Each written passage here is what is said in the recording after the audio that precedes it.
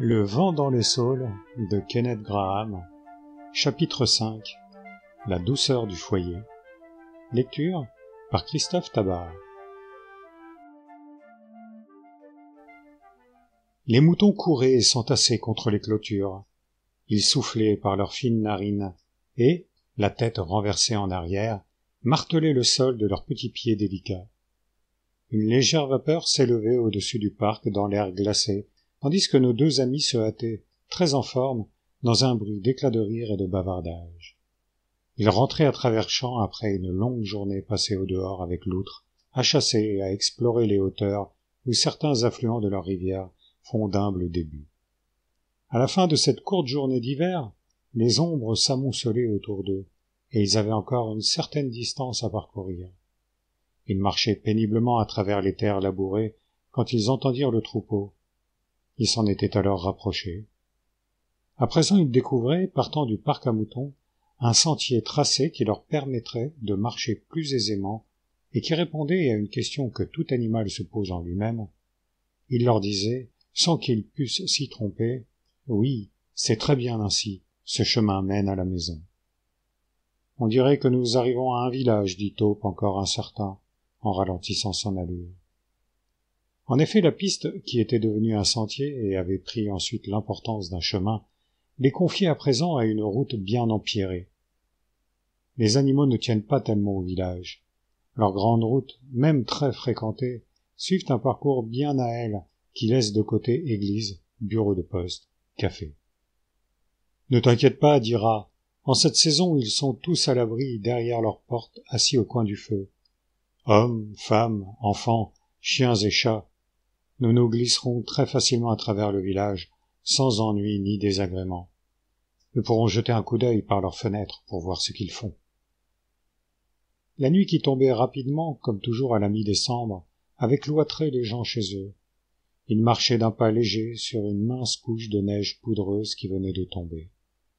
On ne voyait que quelques carrés orangés et embrumés de chaque côté de la rue, reflets des foyers ou des lampes à travers les fenêtres des maisons, rayonnant dans l'obscurité extérieure. La plupart des ouvertures basses grillagées n'étaient pas munies de volets, et pour ceux qui regardaient du dehors, les occupants de la maison, réunis autour de la table pour le thé, absorbés dans un travail manuel, ou parlant en riant et en gesticulant, montraient tous cette aisance heureuse que le meilleur acteur n'a jamais pu saisir, cette grâce naturelle qui disparaît dès que l'on se sait observer. Se déplaçant à volonté d'un théâtre à l'autre, les deux spectateurs, si éloignés eux-mêmes de leur domicile, avaient dans le regard comme une sorte de regret quand ils voyaient caresser un chat, emmener au lit un enfant tombant de sommeil, ou un homme fatigué s'étirer en cognant le fourneau de sa pipe contre le bout d'une bûche qui charbonnait. Mais c'était une petite fenêtre au store tirée vers le bas, donnant dans la nuit une simple transparence blanchâtre qui réveillait le mieux le sentiment du chez-soi et d'un univers borné par quatre murs, où l'on oublie complètement le monde extérieur et ses contraintes. Tout contre le store blanc était suspendue une cage à oiseaux qui se détachait nettement, chaque barreau, chaque perchoir, chaque accessoire parfaitement distinct et reconnaissable, jusqu'au morceau de sucre placé là depuis la veille et dont les bords commençaient à s'émousser. Sur le perchoir du milieu, le locataire aux plumes hérissées, la tête bien cachée sous son aile, leur paraissait si proche qu'ils croyaient presque pouvoir le caresser, s'ils avaient essayé. Les extrémités délicates de son plumage gonflé se détachaient nettement sur l'écran illuminé. Tandis qu'il le regardait, le petit personnage somnolent s'agitait, mal à l'aise, s'éveillait, se secouait, puis dressait la tête. Il bâilla alors d'un air excédé, et ils purent voir l'ouverture de son bec minuscule. Puis il regarda tout autour de lui, et enfouit à nouveau sa petite tête dans son dos, tandis que ses plumes ébouriffées se remettaient progressivement en place et cessaient de bouger. Alors un coup de vent froid les saisit à la nuque. Un ruisselet glacé de neige à moitié fondue les réveilla comme s'ils sortaient d'un songe. Ils s'aperçurent qu'ils avaient mal aux jambes et froid aux pieds. Leur maison leur parut bien lointaine et le chemin à parcourir épuisant. Une fois le village dépassé, à l'endroit où il cessait brusquement d'y avoir des maisons, ils purent à nouveau respirer l'odeur familière des champs de part et d'autre de la route. Ils rassemblèrent leurs forces pour la dernière étape, celle qui devait les conduire chez eux, se terminait obligatoirement par le grincement du loquet de la porte, la lueur soudaine du foyer, la vue des objets familiers qu'ils connaissaient bien et qui souhaiteraient la bienvenue aux voyageurs au long cours rentrant après une telle absence. Ils avançaient régulièrement en silence, chacun d'eux était perdu dans ses pensées. Celle de Taupe avait principalement très haut soupé, car il faisait noir comme dans un four. La contrée lui était inconnue à ce qui lui semblait. Il suivait docilement Rat sans quitter son sillage, et s'en remettait entièrement à lui pour l'itinéraire. Quant à celui-ci, il marchait un peu en avant comme à son habitude. Il ne prêta donc aucune attention au pauvre Taupe lorsqu'un appel subit l'atteignit, lui donnant comme un choc électrique. Nous n'avons pas de terme exact pour désigner ce système de communication de l'animal avec le monde qui l'entoure, être vivant ou objet inanimé. Nous autres hommes, nous avons depuis longtemps perdu le plus subtil des sens. Nous ne disposons que du mot flair, par exemple, qui doit inclure toute la gamme de vibrations nuancées qui se déclenchent de jour et de nuit dans le nez d'un animal, pour appeler, mettre en garde, inciter, repousser. C'est l'un de ces appels mystérieux qui, à travers l'espace, atteignit soudain Taupe dans la nuit et qui retentit en lui, en rendant un son qui lui était familier, sans qu'il pût se rappeler clairement à quoi il correspondait. Il s'arrêta net, tourna son nez dans tous les sens pour essayer de ressaisir ce fil imperceptible, ce message télégraphique qui l'avait tellement ébranlé.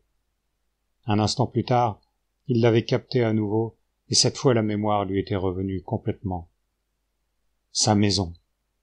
C'était là le sens de ces appels engageants, de ces doux effleurements transmis par l'air à travers l'atmosphère, de ces petites mains invisibles qui le poussaient et le tiraient, toujours dans la même direction.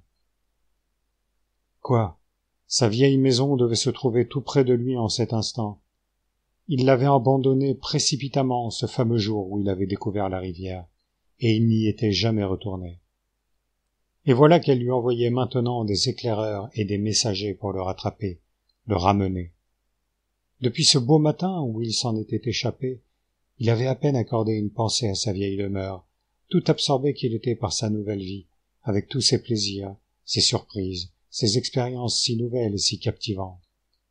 À présent, au centre d'un flot de vieux souvenirs, comme elle était devenue visible à ses yeux, là, devant lui, dans l'obscurité. À dire vrai, elle n'était pas très belle. Elle était petite et pauvrement meublée, mais elle était à lui. C'était son chez-soi. Il l'avait construite lui-même. Il était chaque soir si heureux de la retrouver après une journée de labeur. Et ce chez-soi s'était trouvé heureux avec lui aussi. Taupe lui manquait, évidemment. La maison voulait qu'il revînt. Elle le lui faisait savoir, par l'intermédiaire de son nez, en termes attristés et teintés de reproches, sans amertume ni colère toutefois. Elle lui rappelait simplement qu'elle était là, elle se plaignait de son absence et souhaitait ardemment le voir revenir. L'appel était clair, l'invitation à rentrer intelligible. Il devait obéir sur le champ et s'en aller. « Raton !» s'écria-t-il en proie à une joyeuse excitation. « Arrête, reviens, j'ai besoin de te parler, et vite !»« Allons, avance, Taupe, je te prie !» répliqua Rat avec bonne humeur, sans s'arrêter. « Je t'en prie, Raton, arrête un instant !» suppliait le pauvre Taupe, le cœur serré. « Tu ne comprends pas, c'est ma maison, ma vieille maison. Je viens juste d'en sentir l'odeur. Elle est près d'ici, vraiment très près. Il faut que j'y aille. Il le faut, il le faut. Reviens, Raton, s'il te plaît, reviens. » À ce moment, Rat était devant, trop éloigné pour saisir clairement ce que Taupe lui disait et pour être sensible à son intonation douloureuse. Et il était très préoccupé par le temps. Lui aussi sentait quelque chose qui ressemblait à une menace de neige. « Taupe, nous ne devons pas nous arrêter, vraiment, dit-il. Nous reviendrons demain, si tu as découvert quelque chose. Mais je n'ose pas m'arrêter maintenant car il est tard. La neige va se remettre à tomber. Je ne suis pas très sûr du chemin, J'ai besoin de ton flair, taupe. Aussi arrive vite comme un bon garçon. » Et Rat poursuivait son chemin sans attendre la réponse. Le pauvre taupe restait seul au milieu de la route, le cœur déchiré, tiraillé entre deux tendances. Un gros sanglot était en train de se former dans les tréfonds de lui-même et de monter lentement à sa gorge. Il ne tarderait pas à s'échapper, Taupe le savait. Mais, même au cours d'une pareille épreuve, sa loyauté envers son ami restait inébranlable. Il n'imagina pas un instant qu'il pût l'abandonner. Entre-temps, les murmures qui, à travers l'atmosphère, lui parvenaient de sa vieille maison, le suppliaient, le conjuraient et finissaient par le réclamer impérieusement. Il n'osait pas s'attarder plus longtemps à l'intérieur du cercle magique qu'elle traçait autour de lui. Dans un effort violent qui lui arracha toutes les fibres du cœur, il baissa le nez sur la route et suivit docilement les traces de Rat, tandis que des odeurs, tout en s'atténuant, le suivaient encore dans sa retraite pour lui reprocher cette amitié nouvelle, son ingratitude et son insensibilité. Dans un dernier bond, il rejoignit Rat qui ne se doutait de rien. Ce dernier se mit sur le champ à bavarder gaiement sur ce qu'ils feraient en arrivant, sur le beau feu de bois qu'ils allumeraient dans le salon, ce qu'ils auraient à souper. Il ne parut remarquer à aucun moment que son compagnon restait silencieux et se trouvait désemparé. À la fin, cependant, quand ils eurent parcouru une distance importante, et tandis qu'ils passaient à la lisière d'un taillis bordant la route, il s'arrêta et dit gentiment : « Écoute, mon vieux taupe, tu as l'air mort de fatigue, tu n'as plus la force de parler, tu traînes les pieds comme s'ils étaient de plomb. Asseyons-nous pour nous reposer une minute. La neige ne tombe toujours pas, et nous avons fait la plus grande partie du trajet. » Taupe, désespéré, se laissa tomber sur une souche et essaya de se contrôler, car il sentait que cela venait. Le sanglot qu'il avait essayé si longtemps de refouler voulait sortir. Il montait progressivement, faisait son chemin par petits bonds successifs, jusqu'au moment où le pauvre taupe dut s'avouer vaincu et se mit à pleurer tout son soûl, sans se cacher, car il savait désormais que tout était fini et qu'il avait perdu ce qu'on pouvait à peine dire qu'il eût trouvé. Pendant un certain temps, Rat, atterré par la violence de cet accès de chagrin, n'osa dire mot, puis à la fin sur un ton calme et compréhensif : « Qu'y a-t-il, mon vieux ? Qu'est-ce que tu peux bien avoir ? Dis-moi tes ennuis et permets-moi de voir ce que je peux faire. » Les sanglots lui soulevaient la poitrine à intervalles si rapprochés que le pauvre taupe avait de la peine à parler. « Je sais que c'est un petit local minable, crasseux, aucun rapport avec ta résidence si confortable ou avec le magnifique manoir de crapaud ou avec la grande maison de blaireau, mais c'était ma petite maison à moi. Je l'ai, mais, et alors, je suis parti, je l'ai oublié, et tout d'un coup, j'ai senti son odeur sur la route.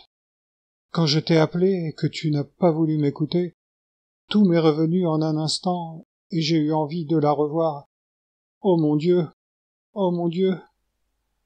Et quand tu ne voulais pas t'en retourner, raton, quand j'ai vu que je devais la laisser tout en sentant son odeur sans arrêt, j'ai cru que mon cœur allait se briser. Nous aurions pu aller juste y jeter un coup d'œil, raton, un simple coup d'œil. C'était tout près. Mais tu n'as pas voulu te retourner, raton. Tu n'as pas voulu. Oh mon Dieu! Mon Dieu! Ces réminiscences réveillaient son chagrin. Les sanglots l'envahirent à nouveau en rendant toute parole impossible. Rat restait là, planté devant lui, sans rien dire, en lui tapotant simplement l'épaule avec douceur. Au bout d'un instant, il murmura d'un air sombre : « Je comprends tout maintenant. Je me suis conduit comme un porc. Un porc, c'est exactement ce que je suis, un véritable porc. » Il attendit le moment où les reniflements de taupe se feraient plus fréquents et les sanglots plus espacés. Alors il se leva et dit sans avoir l'air de rien : « Allons maintenant, nous ferions mieux de partir, mon vieux. » Et il reprit la route, mais cette fois, dans la direction d'où ils étaient venus, au prix de quelle fatigue. « Où vas-tu, raton ?» dit Taupe d'une voix entrecoupée de sanglots et levant les yeux très inquiet. Nous allons essayer de trouver ta maison, mon vieux, répondit Rat sur un ton enjoué. Tu ferais donc mieux de t'approcher, car on va avoir un peu de mal, et j'ai grand besoin de ton flair.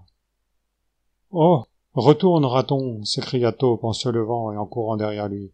Ça ne va pas, je te dirai. Il est trop tard, il fait trop sombre, c'est trop loin, et voilà la neige qui arrive. Et puis, je n'ai jamais eu l'intention de te laisser entendre ce que j'éprouvais. Tout cela, c'est un accident, c'est un malentendu. Et pense à la rivière et à ton souper. Au diable la rivière, au diable le souper, dit Rat avec chaleur. C'est moi qui te le dis. Je trouverai l'endroit maintenant, même si je dois y passer la nuit. Allons, courage, mon vieux. Prends mon bras, et nous serons bientôt arrivés. Reniflant, protestant, toujours réticent, Taupe se laissa traîner le long de la route par son autoritaire ami, qui, sous un flot de bavardages enjoués et d'anecdotes, s'efforçait de le distraire, de faire renaître sa bonne humeur pour que le trajet lui parût plus court. Quand Rat estima enfin qu'ils approchaient de l'endroit où Taupe avait été touché par ce message, il dit « Ne parlons plus. Au boulot, serre-toi de ton nez et applique-y aussi ton esprit. » Ils firent silencieusement un peu de chemin. Soudain, Rat prit conscience par l'intermédiaire de son bras, engagé sous celui de Taupe, d'une sorte de légère décharge électrique qui traversait le corps du petit animal. Il se dégagea sur-le-champ, fit un pas en arrière et attendit, aux aguets. Les signaux arrivaient. Taupe resta un moment tout droit, le nez levé, sondant l'atmosphère, en frissonnant légèrement. Ce fut alors un petit bond rapide en avant, de courte durée. Une erreur, une vérification. Un nouvel essai, ensuite une avance lente, régulière mais confiante. Très énervé, Rat restait sur les talons de Taupe, tandis que celui-ci, comme un somnambule, traversait un fossé à sec, fouillait dans une haie, cherchait son chemin en flairant dans un champ découvert, son chemin tracé, complètement nu à la lueur pâle des étoiles. Soudain, sans avertissement, il se mit à creuser. Mais Rat était en alerte et sur ses gardes. Il ne tarda pas à suivre son compagnon dans le tunnel où son nez infaillible l'avait conduit. Le passage était étroit et sans air. Il y régnait une forte odeur de terre. Le temps parut long à Rat, jusqu'à ce que ce couloir prît fin et qu'il pût se tenir debout, s'étirer et se secouer. Taupe frotta une allumette et Rat put voir ainsi qu'il se trouvait dans un espace dégagé, au sol bien balayé et sablé, et faisant face à la petite entrée principale de la maison de Taupe. Au-dessus de la sonnette étaient peints, en caractères gothiques, ces mots « Domaine de Taupe ». Celui-ci saisit une lanterne pendue à un clou et l'alluma. Rat, en jetant un coup d'œil aux alentours, constata qu'il se trouvait dans une sorte d'avant-cour. D'un côté de la porte, il y avait un banc de jardin, et de l'autre, un rouleau à gazon. Car Taupe, très soigneux quand il s'agissait de sa maison, ne pouvait supporter de voir des animaux soulever la terre avec leurs pattes pour former de ces tas somme toute fort disgracieux. Fixés sur les murs, des paniers de fil de fer contenant des fougères alternaient avec des consoles portant des statues de plâtre représentant Garibaldi, l'infant Samuel, la reine Victoria et d'autres héros de l'Italie contemporaine. Le long de l'un des côtés de l'avant-cour se trouvait un jeu de quilles bordé de tables de bois marquées de cercles, donnant à penser qu'on y avait posé des chopes de bière. Au milieu se trouvait un petit bassin circulaire contenant des poissons rouges et entouré d'une bordure de coquillages. Au centre du bassin s'élevait un motif de fantaisie recouvert lui aussi de coquillages et surmonté d'une grosse boule argentée qui reflétait les objets environnants en les déformant et faisait un effet agréable. Le visage de Taupe s'illumina à la vue de ces objets qui lui étaient si chers. Il fit rapidement franchir la porte à Rat, alluma une lampe dans le vestibule et jeta un coup d'œil circulaire sur sa vieille demeure. Il vit la couche de poussière qui recouvrait tout, l'aspect attristant et abandonné d'une maison longtemps négligée. Il remarqua ses dimensions étriquées, l'air fatigué et usé de tout ce qu'elle contenait, et il se laissa à nouveau tomber sur un siège de l'entrée, le museau enfoui dans les pattes de devant. « Oh, raton, dit-il, désespéré, pourquoi donc ai-je fait cela? Pourquoi t'ai-je emmené dans cette maison minuscule et glaciale par une nuit pareille, quand tu aurais pu à cette heure-ci te trouver sur le bord de la rivière, à te chauffer les pattes devant un feu ardent au milieu de tous tes beaux objets. Rat ne prit pas garde à ces douloureux reproches que son ami s'adressait à lui-même. Il courait dans tous les sens, ouvrait les portes, passait en revue les pièces et les placards, allumait lampes et chandelles et les installait un peu partout. « Quelle formidable petite maison !» s'exclama-t-il, enthousiasmé, « si ramassée, si bien comprise. Il y a tout et chaque chose est à sa place. Nous allons passer ici une soirée très amusante. La première chose à faire, c'est d'allumer un bon feu. Je m'en occupe, je sais où trouver les choses. Alors, c'est ici le salon ? Magnifique. C'est ton idée, ces petites couchettes encastrées dans le mur ? Sensationnel. Maintenant, je vais chercher le bois et le charbon. Toi, prends un chiffon. Tu en trouveras un dans le tiroir de la table de cuisine, et essaye de refaire une beauté à tous ces objets. Dépêche-toi, mon vieux. Stimulé par les encouragements de son compagnon, Taupe se secoua et se mit à épousseter, à astiquer énergiquement et de bon cœur, pendant que Rat allait et venait, les bras chargés de combustible. Un bon feu ne tarda pas à ronfler joyeusement dans l'âtre. Raton appela Taupe en l'invitant à venir se réchauffer, mais celui-ci était en proie à un nouvel accès de désespoir. Il s'était laissé tomber sur un lit, la figure enfouie dans son chiffon de poussière. « Raton, gémissait-il, et ton souper, mon pauvre animal transi, affamé, éreinté.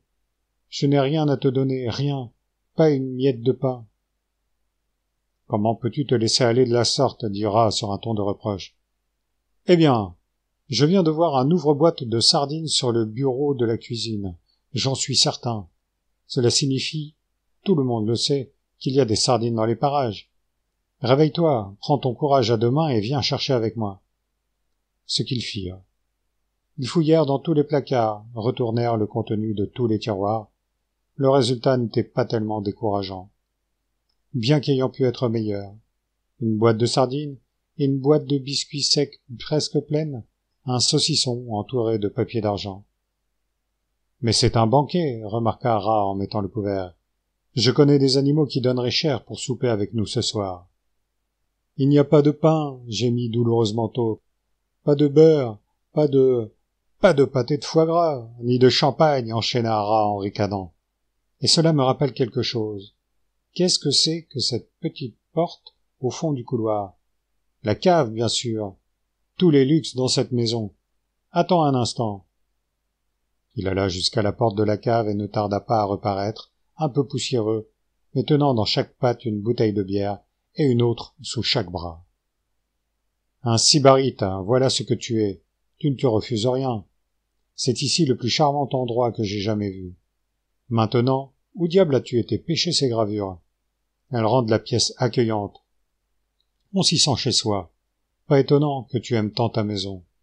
Dis-moi tout ce qui la concerne et comment tu es venu à en faire ce qu'elle est. » Tandis que Rat s'affairait autour des assiettes, des couteaux et des fourchettes, de la moutarde, Taupe, qui avait encore le cœur gros par suite de ses récentes émotions, raconta, d'abord timidement, puis avec plus d'aisance à mesure qu'il s'échauffait. Il avait dressé les plans de cette partie, avait combiné cette autre. Celle-ci lui était échue d'une manière inattendue par héritage d'une tante. Celle-là, il en avait fait l'acquisition dans des conditions très avantageuses, une véritable aubaine. Cette autre, il avait pu l'acheter avec ses économies et au prix de certaines privations. Quand il eut entièrement recouvré ses esprits, il éprouva le besoin d'aller passer avec amour son domaine en revue. Il saisit une lampe et en montra tous les détails à son visiteur, en se répandant en explications et oubliant complètement ce souper dont ils avaient tous les deux tellement besoin. Raton, qui mourait de faim, mais luttait pour ne pas le laisser paraître, approuvait gravement, examinait tout, le sourcil froncé, en poussant des cris d'admiration. Merveilleux, tout à fait remarquable, dès qu'il avait la possibilité de placer une parole. Rat finit par réussir à l'entraîner à table.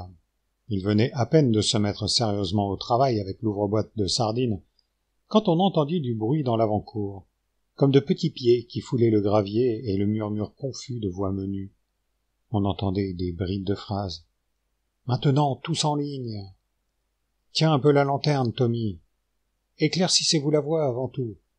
Quand j'aurai dit 1, 2, 3, Personne ne devra plus tousser. Où est le petit Bill? Allons, viens, nous t'attendons. Que se passe-t-il? Demanda Raton en s'interrompant dans son travail.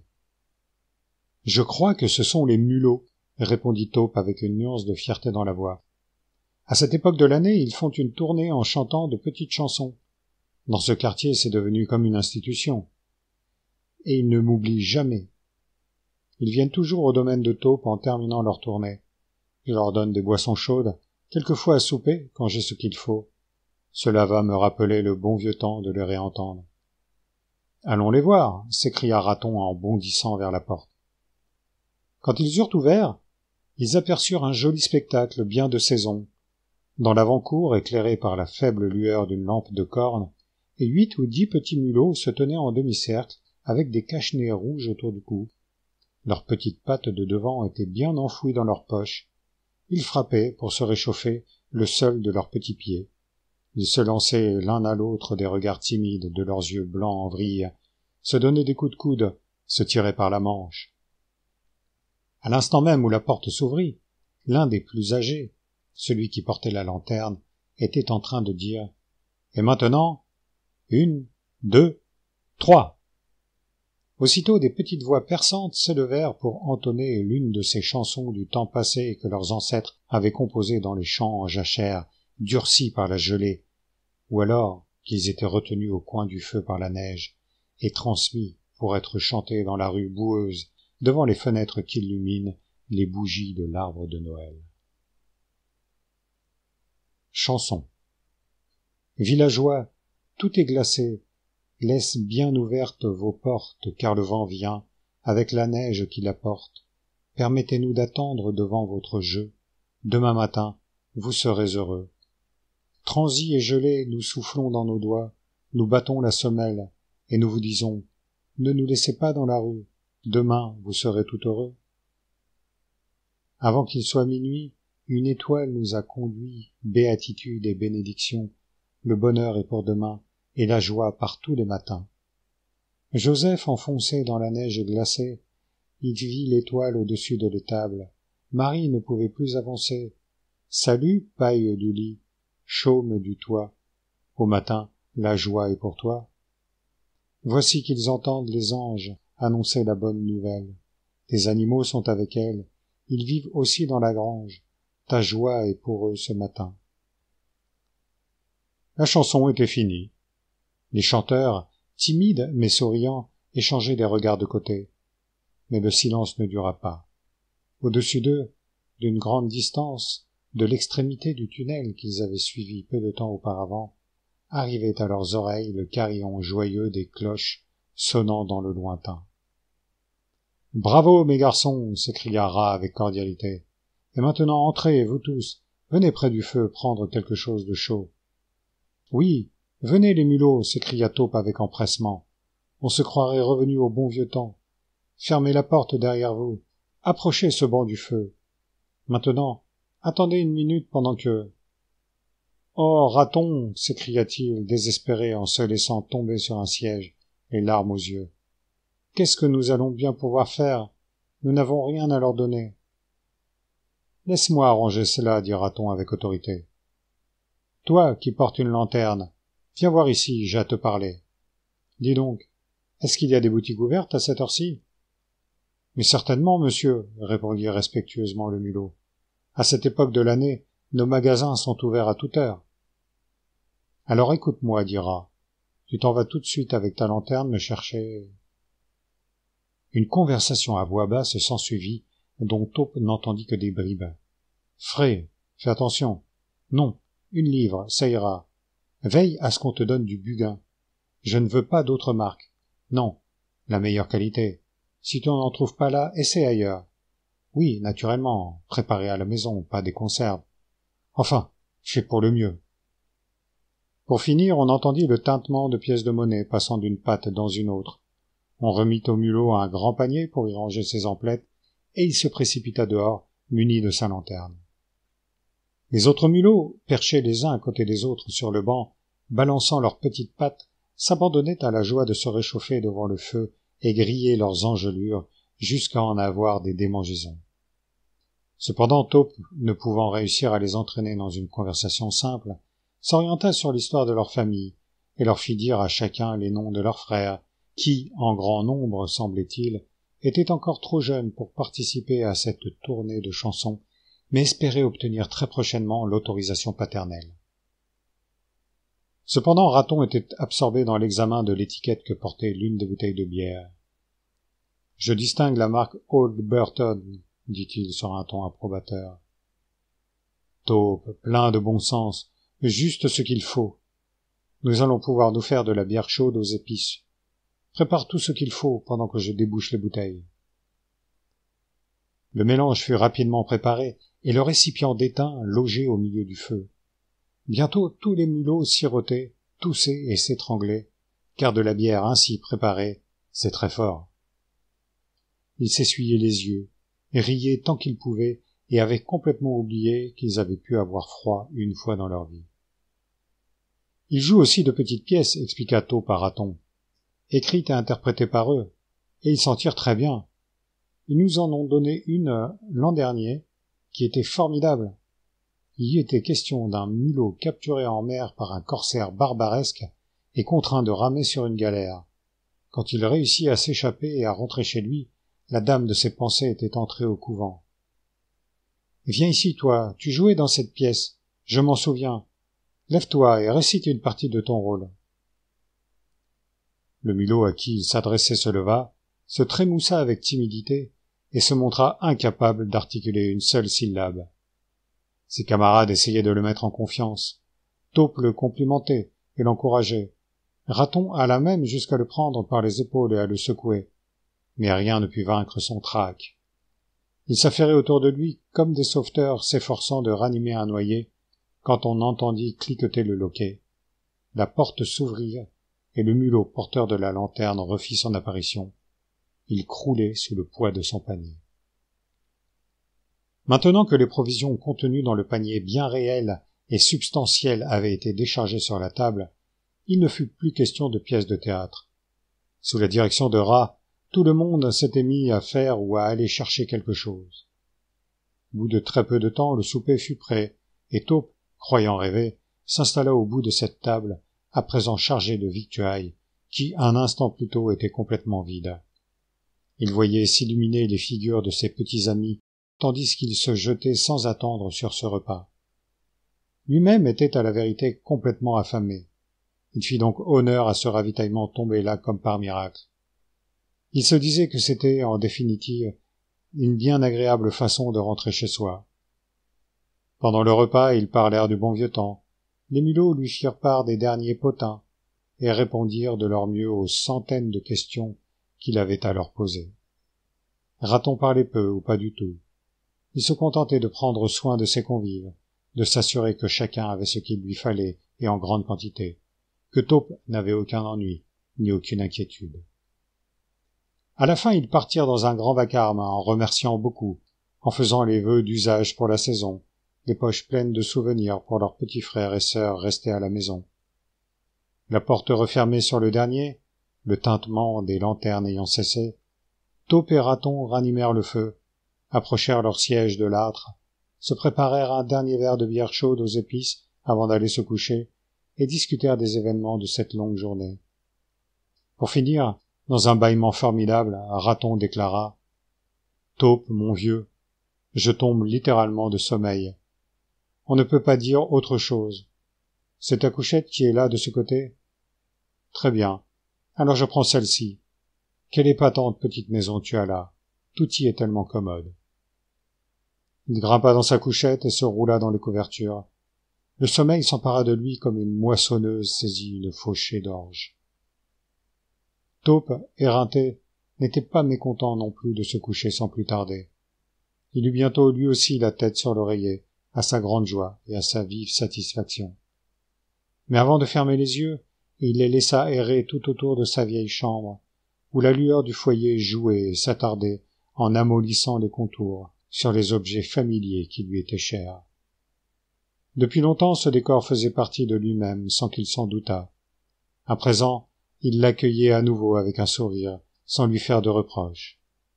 Taupe se trouvait précisément dans l'état d'esprit que Rat, plein de tact, avait travaillé à développer en lui.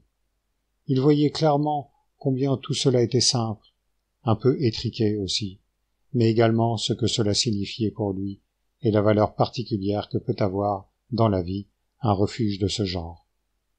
Il ne songeait pas à renoncer à sa nouvelle existence, aux vastes espaces qu'elle avait ouverts devant lui, à se détourner du soleil et du grand air, de tout ce qui lui était offert, pour rentrer chez lui et n'en plus sortir.